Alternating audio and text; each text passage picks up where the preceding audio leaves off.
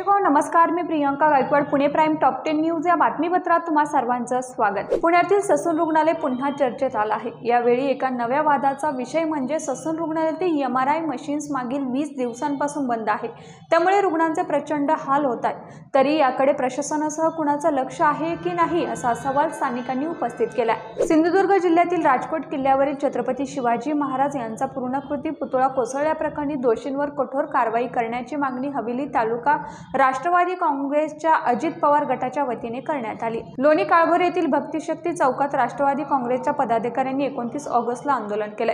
राजकोट किल्ल्यावरील छत्रपती शिवाजी महाराज यांचा पूर्णाकृती पुतळ्याच्या निकृष्ट दर्जाच्या कामाप्रकरणी कसून चौकशी करून दोषींवर कठोर कारवाई करण्याची मागणी यावेळी करण्यात आली. वादग्रस्त IAS अधिकारी पूजा खेडकरला दिल्ली उच्च न्यायालयाने दिलासा दिला आहे. पूजा खेडकरचे अटकेपासूनचे संरक्षण दिल्ली उच्च न्यायालयाने 5 सप्टेंबर पर्यंत वाढवले. 29 ऑगस्टला अटकपूर्व जामिनाच्या अटकेवर सुनावणी करताना न्यायालयाने हा निर्णय सुनावला. महिला पोलिसांनी 25 ऑगस्टला इंद्रायणी नदीत उडी घेत आत्महत्या केली होती. 3 दिवसांच्या शोध कार्यानंतर तिचा मृतदेह आढळला. ही घटना ताजी असतानाच पुन्हा इंद्रायणी नदीत एका महिलेने 29 ऑगस्टला उडी घेतली. एका व्यक्तीने त्या महिलेस रोखण्याचा प्रयत्नही केला. त्याच व्यक्तीने आळंदी पोलिसांना याची खबर दिली. PMPL बस स्टॉप लगतच्या पुलावरून महिलेने उडी घेतली. मात्र ही महिला कोण आणि तिने असं टोकाचं पाऊल का उचललं याबाबत अद्यापही माहिती समोर आलेली नाही.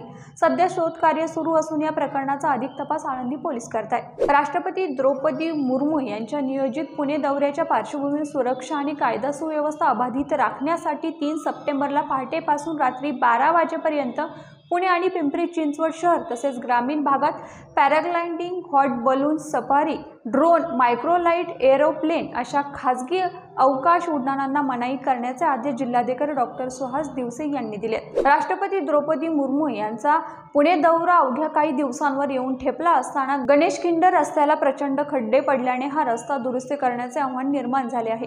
या ठिकाणी मेट्रो आणि उड्डाण पुलाचे काम सुरू असल्याने पुणे महानगर क्षेत्र विकास प्राधिकरणाने हा रस्ता दुरुस्त करावा असे पत्र पुणे महापालिकेने दिले होते.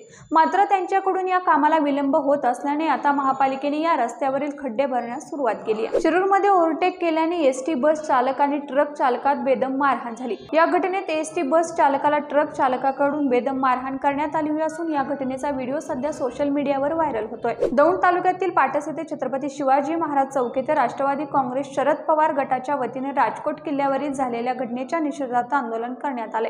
राजकोट किल्ल्यावरील छत्रपती शिवाजी महाराज यांचे पूर्णाकृती पुतळ्याच्या निकृष्ट दर्जाच्या कामाप्रकरणी कसून चौकशी तसेच दोषींवर कठोर कारवाई करण्याची मागणी करत झालेल्या घटनेचा निषेध यावेळी व्यक्त करण्यात आला. शिरूर तालुक्यातील बुरुंजवाडी गावच्या हद्दीत शिक्रापूर आणि बुरुंजवाडी गावच्या सीमेवर सुरू असलेल्या जमीन मोजणीला विरोध करत महिलांनी चक्क अंगावर डिझेल ओतून घेत पेटवून घेऊन आत्महत्या करण्याचा प्रयत्न केल्याची घटना 29 ऑगस्टला घडली.